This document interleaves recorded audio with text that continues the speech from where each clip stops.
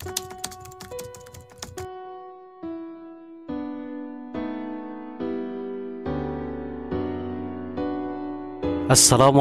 warahmatullahi wabarakatuh. Dipa Nusantara Aidit atau yang kita kenal dengan DN Aidit merupakan salah satu tokoh di Indonesia yang hidup dan pemikirannya jarang diceritakan dalam forum resmi manapun.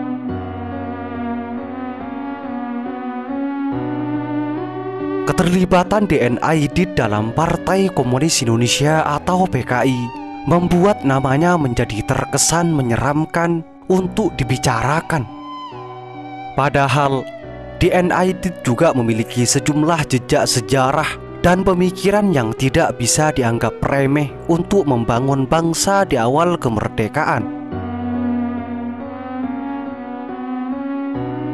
DN Aidit adalah salah satu tokoh yang mewarnai perpolitikan Indonesia pada kisaran tahun 1950 sampai 1960-an.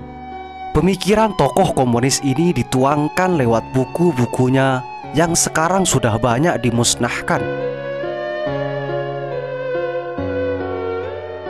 Jejak sejarah pertama DN Aidit. Aidit punya peran besar dalam rapat raksasa di lapangan Ikada. Perhelatan yang dilakukan 1 bulan setelah proklamasi, tepatnya 19 September 1945, ternyata tidak semulus yang dibayangkan. Soekarno tidak begitu saja datang dan berpidato di hadapan rakyatnya. Waktu itu ada kekhawatiran dari Soekarno, Jepang akan datang saat rapat raksasa dilakukan di Ikada, ujar Muhyiddin M. Dahlan, budayawan sekaligus aktivis literasi. Hal itu membuat Soekarno tidak kunjung datang dan naik ke podium. Dampaknya ribuan rakyat yang sudah berkumpul resah dan gerah menanti kedatangan sang proklamator. Soekarno masih sibuk dibujuk untuk segera hadir dan butuh waktu yang tidak sebentar. Saat itu DN Aidit naik ke atas panggung dan mengajak mereka bernyanyi serta berteriak yel-yel kemerdekaan. Tujuannya berusaha menenangkan massa yang mulai ribut karena acara tidak segera dimulai. Setelah masa kondusif, barulah Soekarno naik ke podium dan berpidato di lapangan yang sekarang berlokasi di sebelah selatan Monas tersebut. Rapat lapangan Ikada berjalan dan berhasil mempertemukan pemerintah dengan seluruh rakyatnya. Berkat DN Aidit, kewibawaan pemerintah dan dukungan rakyat terhadap kemerdekaan tetap terjaga. Yang kedua, hubungan DN Aidit dan Soekarno cukup erat. Relasi keduanya serupa senior dan junior. Pemimpin partai politik komunis di Indonesia itu menjadi murid kursus politik Soekarno. DN Aidit muda kerap mengantar jemput Soekarno dalam kursus itu. Yang ketiga, DN Aidit juga pernah menjadi loper koran. Hal itu dilakukan setelah koran harian rakyat milik partainya dibredel oleh pemerintah. Koran yang terbit pertama kali pada 31 Januari 1951 tersebut adalah salah satu media massa Indonesia pada periode 1950 sampai 1965. Sepanjang perjalanannya, harian rakyat yang semula bernama Suara Rakyat sudah dibredel sebanyak 9 kali. Saat menjadi loper koran, Aidit menjabat sebagai ketua partai. Dan tujuannya ketika itu bukan pencitraan atau kampanye karena memang sedang tidak musim kampanye. Dia bercerita, pada 2 November 1959, seorang nona mendatangi Aidit yang sedang menjadi loper koran di depan pasar stasiun Senen. Perempuan itu heran melihat Aidit dan bertanya mengapa Bung Aidit berjualan koran. Pertanyaan itu dijawab oleh Aidit. Pemberedelan harian rakyat 1 pekan mengakibatkan kerugian, maka rakyat membela hariannya, ucap Muhyiddin. Tindakan terjun langsung menjadi loper koran yang dilakukan Aidit menunjukkan tokoh itu berpolitik setiap hari bersama rakyat, bukan hanya saat atau menjelang pemilu, ungkap Muhyiddin melanjutkan. Koran memiliki tempat yang spesial di mata partai yang dipimpin Aidit. Bahkan Aidit pernah menegaskan dalam salah satu pidatonya, tidak boleh ada konferensi partai tingkat paling atas sampai bawah yang tidak membicarakan koran harian rakyat, terutama soal mengintensifkan penyebaran dan pemasukannya. Harian rakyat bergantung pada oplah dan penderitaan pekerja koran, sama dengan penderitaan komunis lainnya, yakni berada di barisan depan musuh rakyat.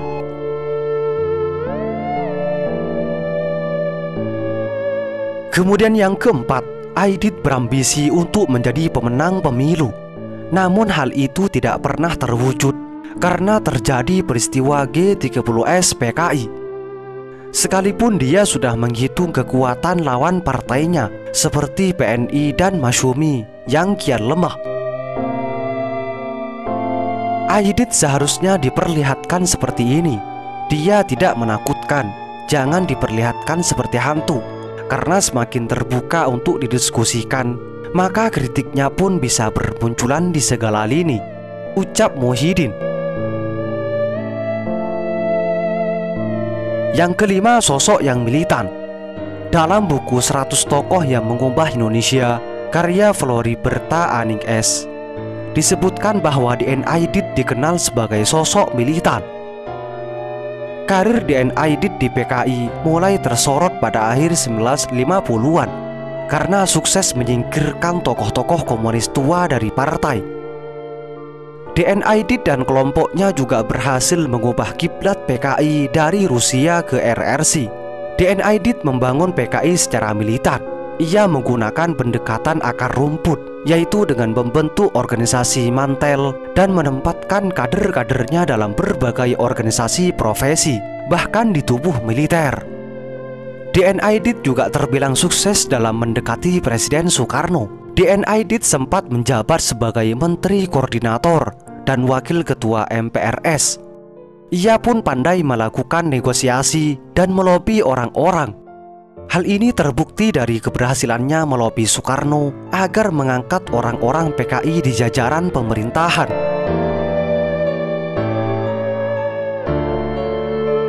Yang keenam, orang religius. Rumor yang beredar bahwa PKI termasuk DN Aidit merupakan sosok yang tidak beragama. Padahal DN Aidit sangat dekat dengan hal-hal keislaman, terutama karena sang ayah adalah tokoh penting di Belitung. Ayah DN Aidit, Abdullah, memiliki organisasi bernama Nurul Islam yang berbasis Muhammadiyah. Dalam buku Pintar Politik, Sejarah Pemerintahan dan Ketatanegaraan 2009, Suntingan Tualaka, disebutkan bahwa Perhimpunan Nurul Islam itu berorientasi kepada Muhammadiyah. Bersama Nurul Islam, Abdullah juga turut merintis pendidikan Islam di Belitung. Tanggal 3 Januari 1938, Nurul Islam meresmikan sekolah sekaligus madrasah di Tanjung Pandan. Hingga awal 1941, Nurul Islam memiliki 6 cabang dan 4 ranting di luar kota Tanjung Pandan, Belitung, dengan 497 orang anggota. Yang ketujuh, DN Aidit berasal dari keluarga terpandang. Dari garis ayahnya, Ahmad alias DN Aidit punya kakek bernama Haji Ismail. Sosok ini sangat dihormati masyarakat, termasuk lantaran gelar yang disandang usai menunaikan ibadah haji di Tanah Suci. Haji Ismail juga seorang pengusaha yang menuai sukses di bidang perikanan dan terkenal kaya raya. Kakek kami dulu mempunyai pekarangan seluas 2000 meter persegi, kenang Murad Aidit, adik kandung Ahmad, dalam buku Aidit Sang Legenda 2005.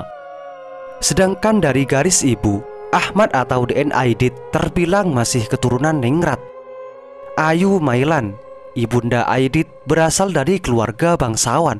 Ayah Mailan yang dikenal dengan nama Ki Agus Haji Abdurrahman adalah seorang haji sekaligus tuan tanah. Berawal dari Belitung, dengan segenap kehormatan dan kealiman latar belakang keluarganya, garis nasib membawa Ahmad alias Dipa Nusa Aidit ke Jakarta sebelum era pendudukan Jepang. Hingga akhirnya DN Aidit menjadi ketua Komite Sentral PKI, partai politik yang dibawanya berjaya di pemilu 1955, meski harus mengubur riwayat usai peristiwa G30S pada tahun 1965. Semoga bermanfaat. Assalamualaikum warahmatullahi wabarakatuh.